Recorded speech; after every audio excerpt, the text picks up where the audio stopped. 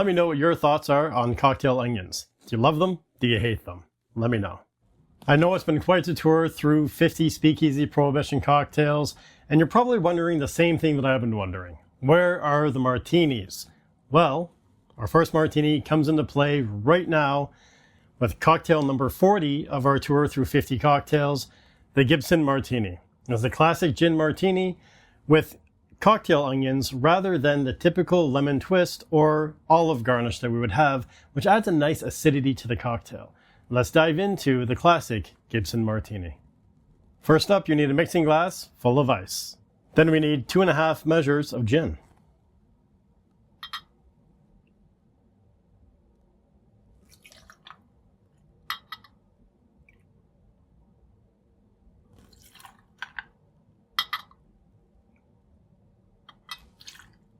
And 1/2 measure of dry vermouth.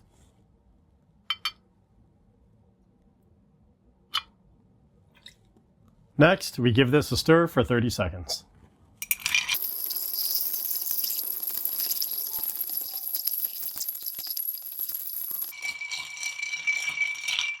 We then strain into a chilled martini or cocktail glass.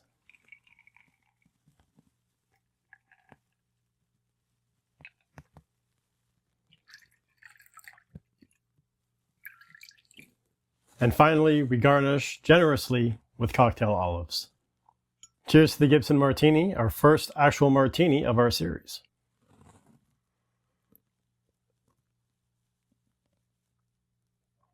This is a beautiful martini. It's crisp, it's cool. You get the beautiful notes of the gin coming through, the vermouth underlying to dry it out a little bit.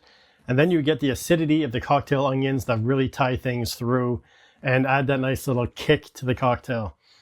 This may not be everybody's favorite cocktail, depending on whether or not you like cocktail onions, or depending on how you like your martini. You can make it more dry, you can make it more wet, depends on how you want to make it.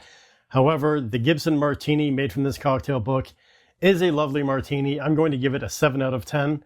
The Gibson is not my favorite martini, but it is a good martini and it is a classic. What would you rate a Gibson Martini? Till next time, my friends, thank you for joining me for stop 40 of our tour through 50 Speakeasy cocktails. We are almost there. We're almost done. I can't believe we've gotten this far along.